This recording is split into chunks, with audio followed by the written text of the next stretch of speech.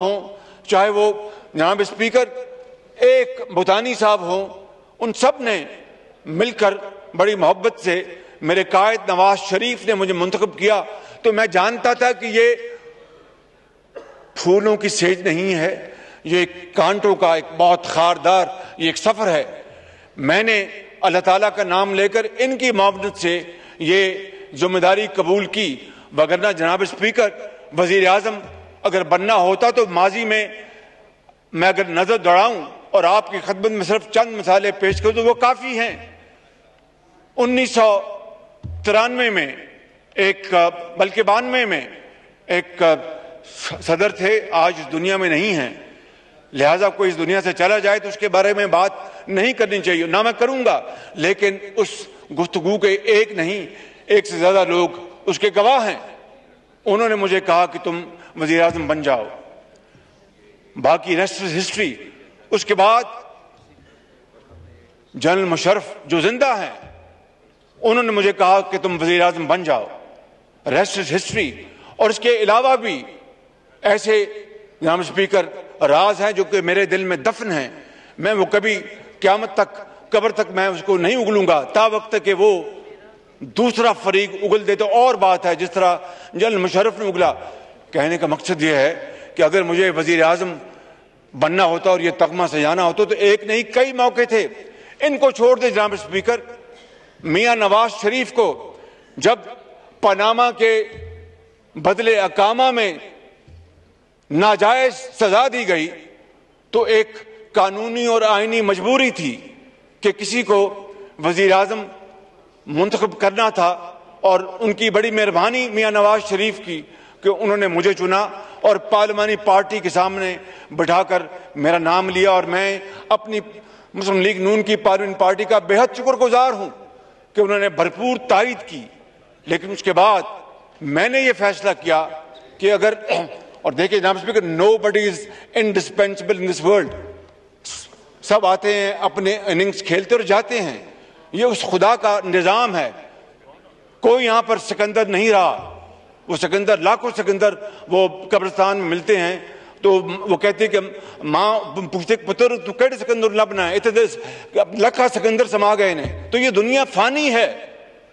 تو میں کہہ یہ رہا ہوں کہ اگر میں نے ماضی میں ان غیر قانونی آفرز کو میں نے اللہ تعالیٰ کے فضل و کرم سے ٹھکرایا، تو آئینی اور قانونی جو آفر تھی میاں نواز شریف کی وہ تو انہوں نے مجھے اعلان کر دیا تھا، لیکن میں نے فیصلہ کیا کہ مجھے جو پنجاب میں جو عوام نے مینڈیٹ دیا، پارٹی نے، میاں نواز شریف نے، میں ان منصوبوں کو مکمل کر لوں۔ وہ اگر خدا کو منظور نہ ہوتا تو مکمل نہ ہوتے۔ تو میں یہاں پر 11 مہینے آ کر مجھے تو یہ بھی نہیں سمجھ آنی کہ میں نے فورن افیئرز میں کیا کرنا ہے۔ ہمارے نوجوان جو فورن منسٹر ہیں ان کے کاندھے بڑے مضبوط ہیں، وہ بڑا اچھا کام کر رہے ہیں۔ میں نے اپنا جو باقی جو معاملات ہیں، انٹرنل معاملات صوبوں کے ساتھ، تو مجھے تو 6 مہینے اسی میں لگ جائیں گے، تو میں اپنا کام مکمل کروں پنجاب میں، اور دیکھا جائے گا۔ پھر وہ 2018 کے الیکشن ہوئے، اور وہ تاریخ کے جس طرح میں نے کہا کہ بدترین وہ الیکشن تھے، لہٰذا میں کہہ یہ رہا ہوں کہ یہ کوئی میں تمغہ سجائے نہیں بیٹھا، رات کو بھی نیند نہیں آتی کہ کس طرح اس قوم غریب کو، دکھی قوم، کس طرح بنگلہ دیش جو ہم سے بچھڑ گیا اور ہم سے آگے چلا گیا، کس طرح وہ قومیں جو پاکستان سے بہت پیچھے تھی ہم سے آگے چلی گئیں، ہم کیوں نہیں آگے گئے، ہم کیوں پیچھے رہ گئے۔ یہ وہ سوال جناب اسپیکر، چپتا ہوا سوال جو میں اپنے آپ سے پوچھتا ہوں اور پوری قوم پوچھتی ہے۔ 75 سال گزر گئے، ابھی تک ہم نے اپنا راستہ متعین نہیں کیا۔ آپ دیکھیے، مجھے بتائیں، آج سوال پیدا ہوتا ہے کہ جناب میں عدلیہ کے میرے دل میں بڑا احترام ہے، لیکن میں اس فلور پہ کھڑا ہوں، ایک منتخب نمائندہ ہوں، تو حق اور سچ کی بات اگر آج نہیں کریں گے تو کب کریں گے جناب اسپیکر؟ میں یہ پوچھتا ہوں کہ وہ زمانہ تھا جب ایک سابق چیف جسٹس جو دن رات سو موٹو لیتے تھے، آج یہ 56 کمپنی کو سو موٹو کرو، اس کا کیس لگا لو، آج یہ فلاں کیس اس کا سو موٹو لگا لو، آج یہ فلاں کیس اس کا سو موٹو لگا لو، دن رات جو اپنا मैं नहीं, बाकी सूबों के भी वज़राए आला कोर्टों में जाते थे। अदालत अगर बुलाए तो मैं समझता हूं कि बड़ा हमें एहतराम से जाना चाहिए, इसमें कोई दो राय नहीं, कतन कोई दो राय नहीं। लेकिन जनाब स्पीकर, अगर आपने फैसला करना है तो फिर इंसाफ की बुनियाद पर करना होगा, हक की बुनियाद पर करना होगा। ये नहीं हो सकता कि आप मेरे साथ कोई और बर्ताव करें, किसी के साथ कोई और बर्ताव करें, ये मुमकिन नहीं जनाब स्पीकर।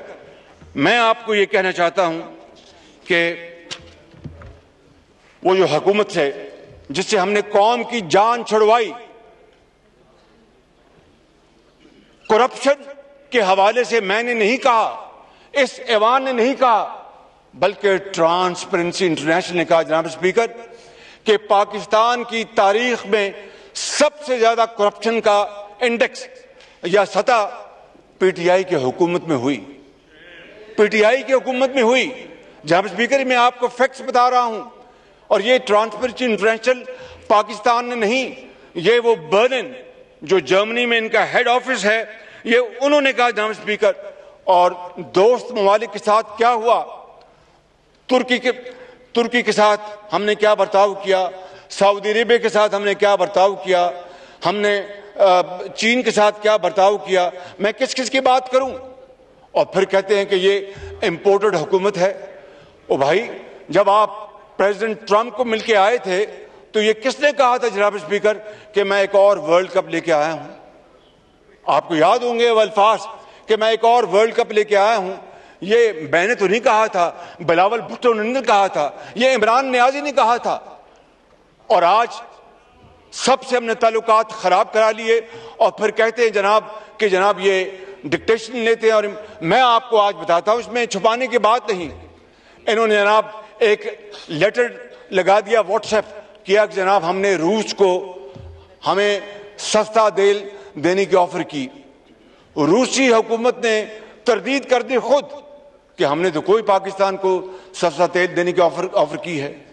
जनाब स्पीकर, फिर काबीना में मेरे पास फॉरेन सेक्रेटरी आए, पूरी काबीना में उन्होंने सुना, काबीना में नहीं, हमारी वीट की मीटिंग चल रही थी, उसमें उन्होंने कहा जी कि हमें रूस से गंदम की हमें ऑफर है। जनाब स्पीकर, 3 मिलियन टन गंदम शॉर्ट है, और वो कोई आसमानी आफत वजह नहीं है, कोई खराब मौसम उसकी वजह नहीं है, कोई खुदा ना खास्ता कोई बीमारी उसकी वजह नहीं है।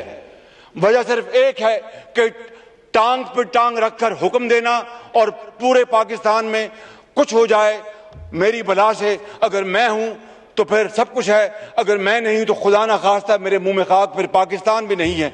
ये है वो एटीट्यूड जिसने पाकिस्तान को आज इस तबाही की दहानी खड़ा कर दिया। जनाब स्पीकर, मैं आपको बता रहा हूं, और उस मीटिंग में मुझे फॉरेन सेक्रेटरी ने पूरे जो मौजूद थे उन्होंने कहा जी अपना रूस हमें दे रहा है गंदम।